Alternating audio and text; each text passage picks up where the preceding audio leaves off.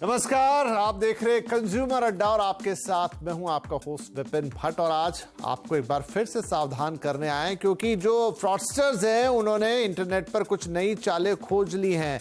फर्जी ई चालान से सावधान। क्योंकि इन दिनों ऑलमोस्ट हर स्टेट में ई चालान बनने लग गए। आपने कोई सिग्नल जंप करा, आपने कोई क्रॉसिंग गलत तरीके से पास कर ली, आपने गाड़ी कुछ भी गलत तरीके से पार्क कर दिया, ऐसे बहुत सारे चालान जो गाड़ी के साथ आपके रोड पर बनते हैं, उसको अब ज़्यादातर स्टेट्स आपको डिजिटल फॉर्म में भेजती है। यानी आपको एक मैसेज भेजती है, उसमें एक लिंक भेजती है जहां पर क्लिक करके आपको पेमेंट करनी होती है। और यहीं पर जालसाजों ने पकड़ लिया एक और तरीका कि इससे लोगों को बेवकूफ बनाया जा सकता है। बात इतनी सी होती तो ठीक थी, लेकिन यह है कि वो आपको गलत लिंक्स भेज रहे हैं और वहां पर क्लिक करने के बाद आप अपने काफी सारे इंपॉर्टेंट डेटा, यानी कि खास तौर पे जो आपके पेमेंट डेटाज हैं आपके फोन में या आपके सिस्टम में, उन्हें कंप्रोमाइज कर जाते हैं। और इसके लिए बाकायदा जो भारत सरकार है वो चेतावनी जारी कर रही है। मिनिस्ट्री ऑफ इंफॉर्मेशन टेक्नोलॉजी ने चेतावनी जारी की है कि इस तरीके की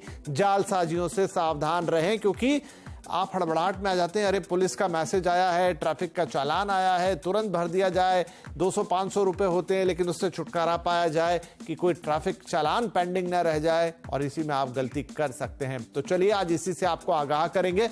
और इन दिनों ढेर सारे इस तरह के नए तरीके ये फ्रॉडस्टर खोज रहे हैं, उनके बारे में भी आपको बताएंगे। सबसे पहले थोड़ी और जानकारी दे देते हैं आपको कि क्या हो रहा है इस वक्त और क्यों ये वार्निंग आई है गवर्नमेंट ऑफ इंडिया की तरफ से, फिर इस पर विस्तार से बातचीत करेंगे। तो फ्रॉड भेज रहे हैं चालान का मैसेज, ये सबसे बड़ी बात है। चालान के मैसेज के तौर पे आपके पास वो आ रहा है, क्या आ रहा है? ट्रैफिक पुलिस के लोगों का इस्तेमाल वो कर रहे हैं ताकि आपको लगे कि भाई ये तो सही मैसेज है।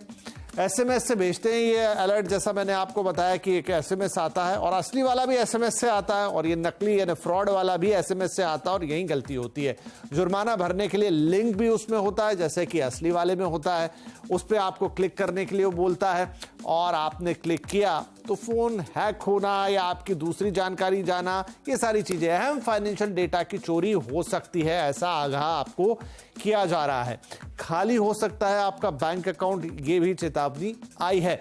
अब सवाल ये उठता है कि क्या क्लिक करने मात्र से आपका बैंक अकाउंट खाली हो जाएगा, या आप किसी ऐसी साइट पर चले जाएंगे जहां आपने 2-4 बातें भी डाल दी तो आप अपने बड़े डेटा को कंप्रोमाइज कर देंगे। ये बहुत सारी बातें होंगी जिन पर हमको आज अपने एक्सपर्ट से एक सफाई लेनी होगी, और कैसे आप इस फ्रॉड से बच सकते हैं, क्योंकि ये बहुत बारीक सा फ्रॉड है। ये बिल्कुल पहचान में नहीं आएगा, हड़बड़ी में आप हम में से मुझे लगता है कि करीब 90% लोग इसमें गलती कर जाएंगे, और उन्हीं को बचाने की कोशिश है। हमारे साथ हैं आज कार्यक्रम में साइबर और social media expert Pavan Duggal साहब, साइबर एक्सपर्ट रितेश भाटिया और cyber security researcher Rajshekhar Rajoria. आप सभी का बहुत बहुत स्वागत है। तो यहाँ पर रितेश, हम अक्सर बात करते हैं कि बार बार नए तरीके आते हैं, और अब ये ऐसा तरीका ढूंढ लाए हैं जो इफेक्टिव है साइकोलॉजिकली, क्योंकि ये तो आपके मेरे पास भी एक मैसेज आएगा, अरे हो सकता है मैंने कहीं रेड सिग्नल क्रॉस कर दिया, आपको पता नहीं होता, लेकिन आप डर जाते हैं कि हो सकता है सड़क पर चलते समय मैंने कोई ना कोई ट्रैफिक रूल तोड़ दिया है, और अब उसके कारण ये चालान का मैसेज जो मेरे पास आ रहा है। कितना खतरनाक है ये मैसेज उस लिहाज से भी, और जो उसके अंदर लिंक्स वगैरह आ रहे हैं उस लिहाज से भी? जी, मैसेज कितना खतरनाक है ये हर एसएमएस की तरह है। हम कहीं ना कहीं जाके बेवकूफ बन चले जाते हैं और इसके लिए हम कहते हैं कि ये खतरनाक है। अभी देखेंगे आप तो इसके अंदर क्या किया है, क्योंकि जो ओरिजिनल अगर आप चालान का जो लिंक देखेंगे वो है e-challan.parivahan.gov.in। इन्होंने क्या किया है, e-challan parivahan.in का डोमेन खरीद लिया है, और ये डोमेन खरीदने के बाद वो तुरंत ये सारे ऐसे मैसेजेस भेज रहे हैं। कल जाके ये लोग खरीद लेंगे e-challan parivahan.gov.in, फिर गवर्नमेंट उसको नीचे लेकर आएगी, फिर कुछ नवा एक पर्टिकुलर डोमेन नेम आ जाएगा। जैसे आप इस पे क्लिक करते हो वो आपको एक फॉर्म पे लेके जाता है। फॉर्म में वो आपसे सारी डिटेल्स पूछ लेता है, यानी कि मतलब आपका ड्राइविंग लाइसेंस नंबर, आपका जो गाड़ी का नंबर है वगैरह। हालांकि ये जानकारी उन्होंने हमको देनी चाहिए, लेकिन हम उनको दे रहे हैं, मतलब अगर ये जेन्युइन होता था तो, लेकिन हम उनको दे रहे हैं ये जानकारी। और उसके बाद में लिखते हैं कि ओके डेबिट कार्ड नंबर डालिए, ये डालिए, और बस आप ये सारी चीजें डाल देते हो। जैसे डालते हो आपको एक ओटीपी आ जाता है और फिर ये लोग फोन करते हैं, हम परिवहन आरटीओ से बात कर रहे हैं वगैरह, और अभी आप जरा ओटीपी शेयर कीजिए तो आपका फाइन ये हो जाएगा, और यहीं पे जाके लोग चूक कर जाते हैं और इस हिसाब से वो लोग मतलब इस चीज का शिकार बन जाते हैं। बात यही नहीं खत्म होती है, वो फिर कहते हैं कि नहीं पेमेंट नहीं मिला है, आप दोबारा कीजिए, तीसरी बार कीजिए, चौथी बार कीजिए, ऐसे कर करके भी। और बहुत बार ऐसा भी होता है कि यही सेम चीज, ये एक तरीका हुआ। दूसरा तरीका है जैसे अपने फॉर्म में डेबिट कार्ड क्रेडिट कार्ड के जो भी डिटेल्स डाल दिए हैं, वही सेम डेटा वो उठा के कोई दूसरे वेबसाइट पे डाल रहे हैं, वो जहां पे वो अपनी खरीदी कर रहे हैं या वो पैसे जो भी करना चाह रहे हैं उस पर्टिकुलर आपके पैसे से, और फिर उस चीज का ओटीपी आता है और फिर वो आपसे कहते हैं कि हम यहाँ से परिवहन के यहाँ से ही बात कर रहे हैं, आरटीओ से, आप प्लीज वो जरा वो ओटीपी शेयर कर लीजिए। और इसी चक्कर में मतलब आदमी को ये लोग जाल में फंसाते बैठते हैं और इस हिसाब से पैसे जाते रहते हैं। जी विपिन जी, तो राजशेखर जी, देखिए ऐसा सुनने में लग रहा है कि मोडस ऑपरेंडी तो मोर और लेस सेम ही है, उसको एक नया कवर पहना दिया गया है। मतलब कैसे आपको साइकोलॉजिकली ट्रैप किया जाए जहां आप एकदम प्रेशर में आ जाएं, ज्यादा कुछ सोचे ही नहीं, क्योंकि पीछे के ऑपरेशंस लगभग वैसे ही साउंड कर रहे हैं जो हम दूसरे फ्रॉड में देखते हैं कि आप जाएं, डिटेल भरें, ओटीपी आ जाए, आपको कोई फोन कर ले, आप हड़बड़ी में वो बता दें। एक चीज की क्लैरिटी मैं आपसे चाहूंगा, क्या जो भी उसमें लिंक आ रहा है मैसेज के अंदर, वो असली या नकली जो भी है, फर्जी लिंक है, उसे क्लिक करने मात्र से गड़बड़ हो सकती है या नहीं? जब आप ये सारी प्रोसेस फॉलो कर रहे हैं तो ही गड़बड़ होगी, क्लिक करने भर से आपका बैंक अकाउंट खाली नहीं हो जाएगा। जी बिल्कुल, अकेले क्लिक करने भर से आपका बैंक अकाउंट यहाँ पे खाली नहीं हो जाएगा।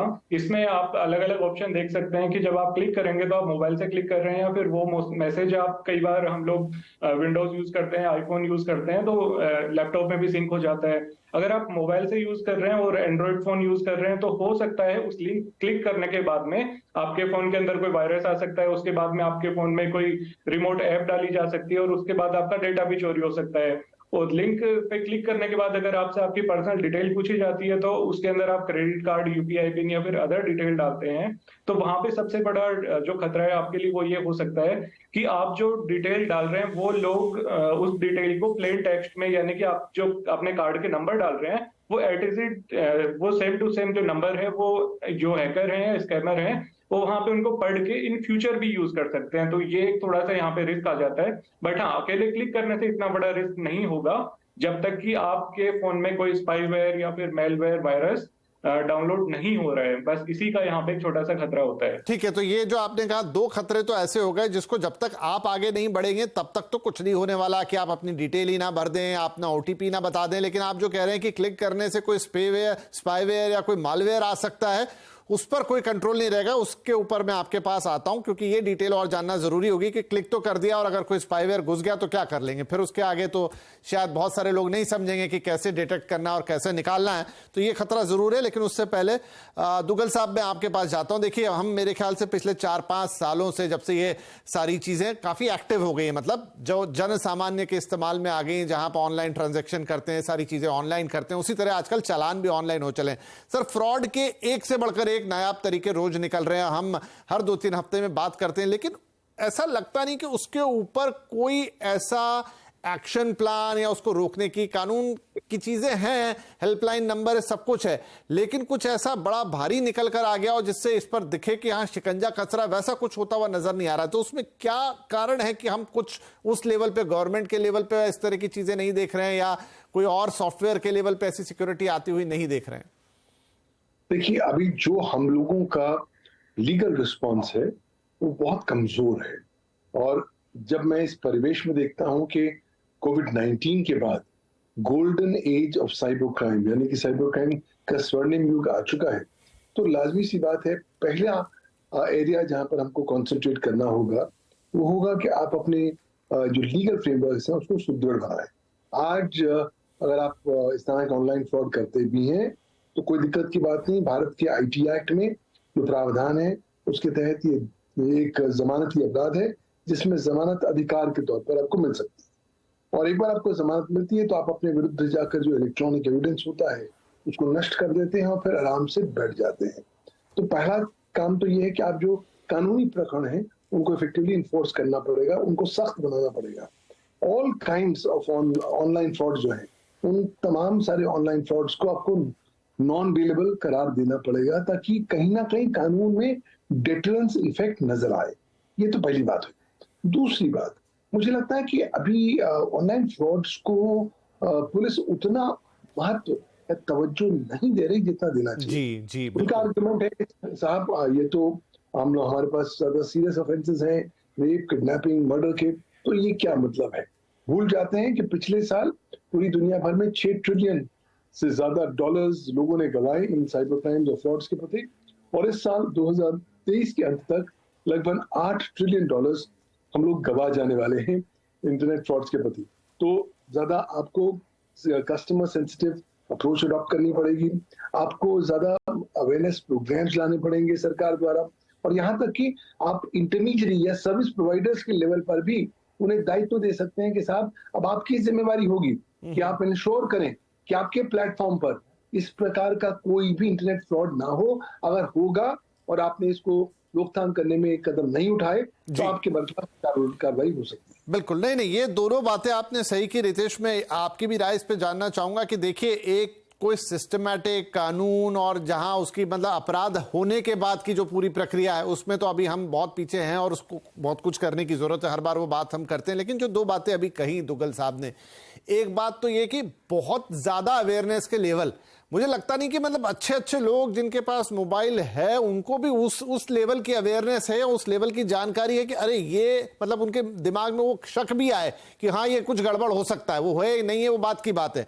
दूसरा कि जहां वो घट रही है घटना, यानी कि वो कोई इंटरफेस कह लीजिए या सर्विस प्रोवाइडर कह लीजिए या फिर जो सॉफ्टवेयर डेवलपर्स हैं वो कह लीजिए, उस लेवल पे भी आपको कुछ ना कुछ एक जिम्मेदारी पैदा करनी होगी ताकि उनके लेवल पे भी वहां पर कोई एक सिक्योरिटी चेक लगे, क्योंकि आप सिर्फ कानून को बहुत मजबूत करके भी इस चीज को रोक नहीं पाएंगे। तब तो यह हुआ कि घटना घट गई, जाइए शिकायत कीजिए और फिर पूरा अमला उसके पीछे भाग रहा है, लेकिन उसे घटने से कैसे रोकें? देखिए, आपने जो दुग्गल जी ने और आपने भी जो कहा है, जो अवेयरनेस की बात है वो बहुत बहुत ज्यादा जरूरी है। बात यही आती है कि आप हम कितना अवेयरनेस करेंगे। आज आपने एक टाइप के फ्रॉड के बारे में बात किया है, कल एक नवा चीज का फ्रॉड आ गया, राइट, फिर उसके बाद एक नवा चीज का आ गया, तो ये मतलब रोज रोज ये सारी चीजें नहीं हो पाएगी।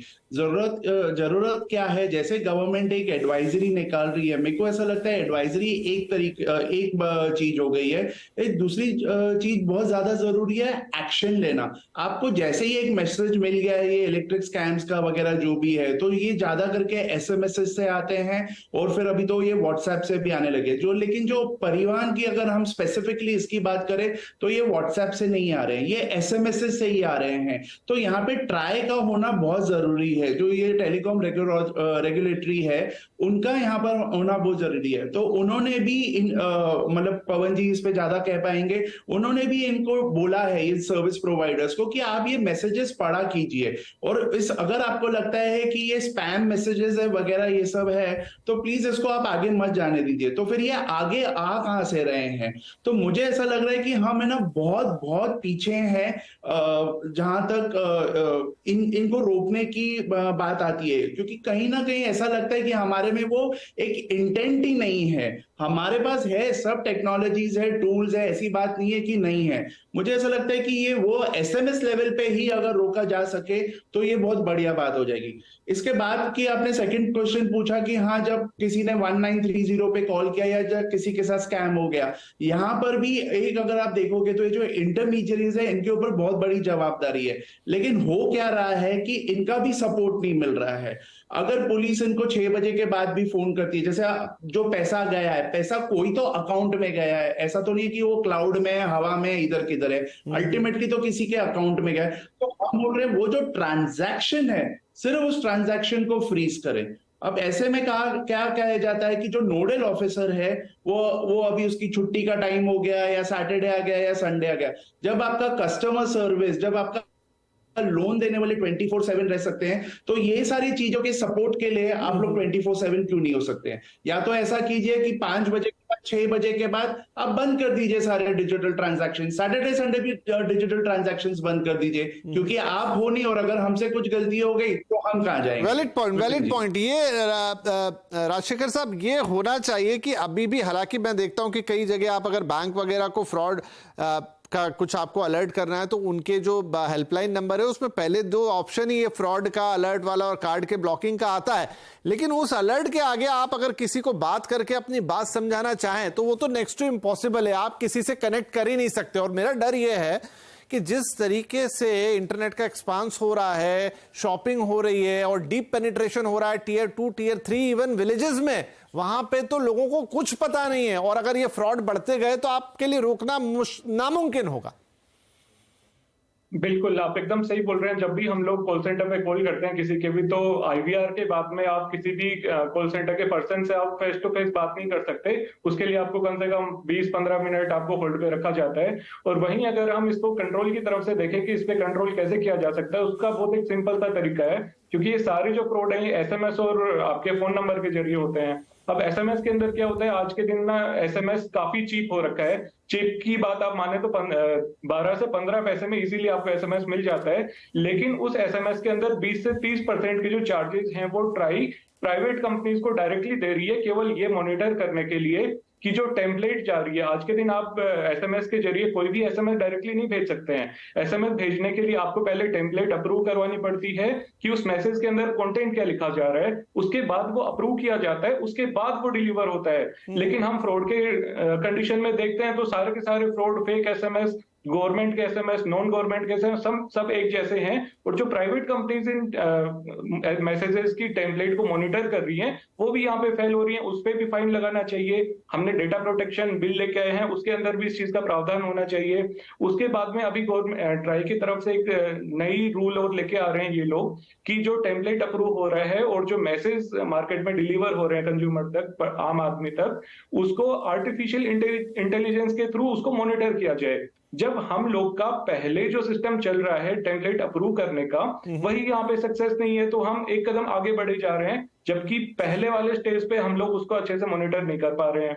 दूसरी चीज ये है कि हमने गवर्नमेंट ने संचार साथी करके एक बहुत अच्छा पोर्टल स्टार्ट किया है, जिसके अंदर आप आम आदमी भी जाके देख सकता है कि उसने अपनी जो आईडी लगाई है उस आईडी पे उसकी कितनी सिम चल रही हैं और कितनी एक्टिवेट हैं। और इजीली अगर उसको ये लगता है कि उसकी 10 सिम है, 10 में से 8 सिम उसके नाम पे उसने कभी यूज नहीं की, तो वो वहां से डीएक्टिवेट करवा सकता है। सेम तरीके से गवर्नमेंट को भी क्या करना चाहिए, सिम डिलीवर करने पे, और किसको, जो शॉप वाला है वो किसको सेल कर रहा है, मल्टीपल सिम क्यों सेल कर रहा है, उस पर भी रोक लगानी चाहिए। और ऐसा होता है तो इसको क्राइम की कैटेगरी में लाना चाहिए, इस पे सजा होनी चाहिए। काफी कुछ किया है सिम के ऊपर, लेकिन क्या वो उतना इफेक्टिव है? क्योंकि ये पूरा ताना बाना सिम और फ्रॉडस्टर्स, और फिर उसमें जैसा आपने कहा कि एक फॉर्मेट होता है पहले एसएमएस का जो भेजा जाता है तभी वो अप्रूव होता है, लेकिन उसमें तो सारे मैसेज निकल रहे हैं तभी तो हम तक पहुंच रहे हैं। तो बहुत सारे लूपहोल्स हैं, शायद उसी का फायदा उठाया जा रहा है। एक छोटा ब्रेक लेते हैं, ब्रेक के बाद वही सारे इफेक्टिव पॉइंट्स की भाई ये सब तो जब ठीक होगा तब होगा, लेकिन आज अगर हमें इस फ्रॉड से बचना है तो क्या करना होगा। छोटा सा ब्रेक और उसके बाद यही अहम पॉइंट्स आपके लिए।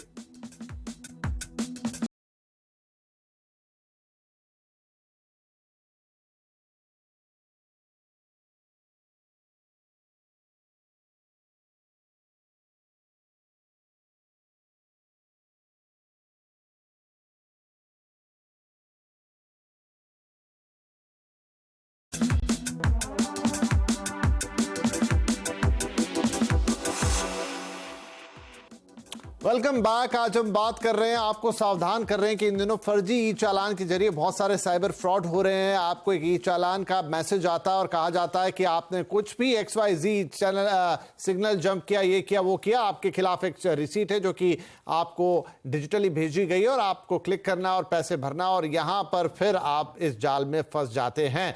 तो अब ब्रेक से पहले काफी सारी बातचीत हमने की है, उसका ताना बाना क्या है, अब थोड़ी सी आपको अलर्ट कैसे रहना वो और बता दें। तो रितेश, हमें ये बताइए कि जो राजशेखर साहब बात कह रहे थे कि बाकी तो ठीक है, आपने अपने डिटेल भरे अगर आप वहां तक नहीं गए, लेकिन अगर क्लिक करने पर कोई स्पाईवेयर आ जाता है, कोई मालवेयर आ जाता है, तो वो एक लेमैन को, एक आम आदमी को कैसे पता चलेगा कि उसका फोन कंप्रोमाइज हो गया है या उसका सिस्टम कंप्रोमाइज हो गया है? देखिए, जहां तक मुझे लगता है ना, जितने भी जो नवे फोन्स है ना, आपके खाली एक क्लिक करके और एक मैलवेयर पूरा डाउनलोड होके वर्क करने से ये मतलब थोड़ा मुश्किल चीज है। ऐसा नहीं है कि ये नामुमकिन है, लेकिन ठीक है, ये इतना ज्यादा भी पॉसिबल नहीं है। और स्पेशली ये आईफोन्स और या लेटेस्ट फोन्स भी जो भी लोग हैं उसके अंदर तो वो होएगा ही नहीं। हमेशा एक डाउनलोड होने के बाद भी कुछ एक एक्शन, एक आध दो स्टेप करने पड़ते हैं, जो कि हाँ बहुत ज्यादा पुराने फोन है वहां पे शायद जाके ये ऑटोमेटिकली भी वो एक्टिवेट हो जाए। तो ये रही एक चीज। अभी दूसरा है, अगर ऐसा कुछ आ भी गया तो आपको कैसे पता चलेगा? जैसे आप अपने कंप्यूटर्स के लिए एक एंटीवायरस खरीदते हैं, वैसे अपने फोन के लिए भी एक एंटीवायरस लीजिए और खरीदिए। ये नहीं कि आप डाउनलोड करें, जब आप डाउनलोड करोगे पता चला वो खुद में ही एक मैलवेयर है। तो प्लीज कोई एक अच्छा सा एंटीवायरस, ज्यादा महंगा नहीं आता है मोबाइल फोन्स का, 100-200 रुपए का आता है। तो जहां आपका 20,000 का फोन है वहां पे 200 रुपए का एक एंटीवायरस डालने का कोई प्रॉब्लम नहीं है। और लास्टली मैं ये कहना चाहूंगा कि आज के दिन में अगर आप देखोगे ना, तो जितने भी ऑफिशियल एप्स है जो कि प्ले स्टोर्स पे है, आप ये जैसे अगर आपका पावर इलेक्ट्रिसिटी का जैसे जैसे हिसाब से स्कैम्स चल रहे थे, तो आपको कुछ भी वेरीफाई करना हो, क्योंकि आप अभी जमाना ऐसा गया कि आपको हर चीज वेरीफाई करनी चाहिए। तो अभी जैसे चालान का भी है, तो जैसे मेरे फोन में जो है वो मुंबई ट्रैफिक का हमने ऐप डाउनलोड करके रखा है। तो ऐसा मुझे कभी कोई एक फर्जी मैसेज भी आ जाए, हालांकि मुझे समझ में आ जाएगा, लेकिन मेरे को फिर भी एक बार वेरीफाई करना हो तो मैं मेरा ऐप क्लिक करूंगा, ऐप पे जाके मैं चालान्स में जाके देख लूंगा कि ऐसा कुछ है कि नहीं। तो हर चीज को प्लीज वेरीफाई कीजिए। बिल्कुल बिल्कुल, मुझे लगता है अंडरलाइन आपकी बात ये है कि जहां भी पैसे का इन्वॉल्वमेंट है या किसी भी और चीज का, पैसे का मैं खास तौर पे बोल देता हूं क्योंकि 90% फ्रॉड ये पैसे के लिए ही हो रहे हैं, वहां पे तो 2 बार सोचिए, सतर्क हो जाइए। सही चीज है तो भी उस पर एक बार शक कीजिए। एट लास्ट पवन सर ये बताइए कि मान लीजिए घटना घटी जाती है तो शिकायत करने का सबसे इफेक्टिव वे क्या? जैसा आपने भी कहा ना शुरू में कि जब आप कई बार शिकायत करते हैं तो उसे बहुत हल्के में ले लिया जाता है। क्या वो इफेक्टिव तरीका है कि आपको बहुत चांसेस हो कि रेमेडी, कोई हल, कोई उसका एक सुलझन मिल जाए और आपकी जो भी लॉस हुआ है वो आपको रिकवर हो जाए? 2 बातें। अगर आपको कोई फाइनेंशियल फ्रॉड हुआ है तो सबसे पहली बार आप 1930 यानी कि 1930 पर तुरंत कॉल करिए। क्यों? क्योंकि राष्ट्रीय साइबर क्राइम हेल्पलाइन है, पुलिस अधिकर्मी इसको चलाते हैं और बैंकों के साथ उनका टाई अप है। अगर आप कॉल करेंगे और आपके बैंक के पाइपलाइन में अभी पैसा पड़ा होगा तो ये पैसा ब्लॉक कर देंगे और पैसा आप तक वापस आ जाएगा। दूसरी बात, आप लिखत में बैंक को या क्रेडिट कार्ड कंपनी को शिकायत जरूर दें। प्रेफरेबली पहले 72 घंटों में लिखत में शिकायत दें। अधिकांश लोग ये गलती करते हैं कि साहब कस्टमर केयर का नंबर गूगल से ढूंढ लिया, जो नंबर मिला वहां कॉल कर दिया, पता लगा वहां पे आप एक और किसी साइबर क्राइम के शिकार हो गए। आप लिखत में बैंक की वेबसाइट या उसकी ईमेल एड्रेस पर शिकायत करें, कहें कि साहब मुझे आवश्यकता है कि आप मुझे 0 लायबिलिटी का बेनिफिट दें। रिजर्व बैंक ऑफ इंडिया कहता है कि अगर कोई ट्रांजैक्शन ऐसी हुई है जो आपके द्वारा नहीं की गई या अनधिकृत है, अनऑथराइज्ड है और जिसमें आपकी नेग्लिजेंस नहीं है, तो अगर आप पहले 72 घंटों में अगर आप इसकी शिकायत बैंक को या क्रेडिट कार्ड कंपनी को करेंगे तो जितना पैसा आप गवा चुके हैं उस सारे पैसे की भरपाई करने की जिम्मेवारी बैंक या क्रेडिट कार्ड कंपनी की होगी। तो आप कृपया 0 लायबिलिटी का बेनिफिट जरूर उठाएं लिखत में शिकायत देकर। बैंक आपको घुमाएंगे जलेबी की तरह, लेकिन आपने भी पैरवी सख्त करनी है। कांस्टेंट अगर आप उनके पीछे पड़े रहेंगे तो संभावित तौर पर पैसा आ जाएगा। वैसे cybercrime.gov.in भी एक राष्ट्रीय साइबर क्राइम रिपोर्टिंग पोर्टल है, वहां पर आप रिपोर्ट कर सकते हैं, लेकिन याद रखिए वो केवल एक रिपोर्टिंग पोर्टल है, वो FIR पोर्टल नहीं है। आप रिपोर्ट जरूर कर देंगे, लेकिन 100 केसेस में मुश्किल से 5 ही ऐसे केस होते हैं जिसमें FIR दर्ज होती है। तो अगर आप पैसे आपने वापस लेने हैं तो 1930 का आप तुरंत फायदा उठाएं और 0 लायबिलिटी की बेनिफिट में जरूर आ जाएं, ताकि दायित्व बैंक का हो जाएगा कि वो आपको पैसे वापस जरूर दे। बहुत अच्छी बात है यहाँ पर पवन साहब ने आपको बता दी। इन दोनों बातों का ये नंबर आपने नोट कर लिया होगा और किस तरीके से प्रोसेस करना है ताकि आपकी शिकायत भी तुरंत पहुंचे, उस पर एक्शन भी क्विक हो और आपका कोई नुकसान ना हो और उसकी भरपाई होने के पूरे चांसेस रहें।